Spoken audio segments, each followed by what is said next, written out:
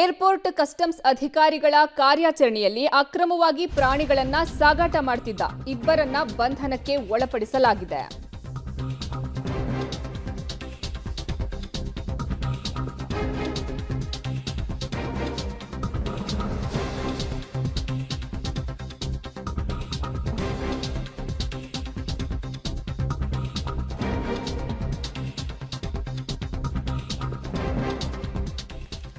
Airport customs ಅಧಿಕಾರಿಗಳ ಕಾರ್ಯಾಚರಣೆಯಲ್ಲಿ ಅಕ್ರಮವಾಗಿ ಪ್ರಾಣಿಗಳನ್ನ ಸಾಗಾಟ ಮಾಡುತ್ತಿದ್ದ ಇಬ್ಬರನ್ನ ಬಂಧನಕ್ಕೆ ಒಳಪಡಿಸಲಾಗಿದೆ.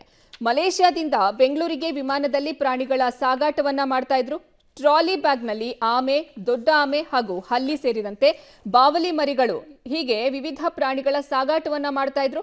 40ಕ್ಕೂ ಹೆಚ್ಚು ಪ್ರಾಣಿಗಳನ್ನ ಅಧಿಕಾರಿಗಳು ವಶಕ್ಕೆ ಪಡೆದಿದ್ದಾರೆ. ಪ್ರಾಣಿಗಳ ಅಕ್ರಮ ಸಾಗಾಟ ಕೇಸ್ನಡಿ ಪ್ರಕರಣ ಸಹ ದಾಖಲು ಮಾಡಲಾಗಿದೆ. ಏರ್ಪೋರ್ಟ್ ಕಸ್ಟಮ್ಸ್ ಅಧಿಕಾರಿಗಳ ಕಾರ್ಯಾಚರಣೆಯಲ್ಲಿ ವಿವಿಧ ಪ್ರಾಣಿಗಳನ್ನ ಸದ್ಯ ಅವರು ವಶಕ್ಕೆ ಪಡ್ಕೊಂಡಿದ್ದಾರೆ. 40ಕ್ಕೂ ಹೆಚ್ಚು ಪ್ರಾಣಿಗಳನ್ನ ಕಸ್ಟಮ್ಸ್ ಅಧಿಕಾರಿಗಳು ವಶಕ್ಕೆ ಪಡೆದಿದ್ದಾರೆ.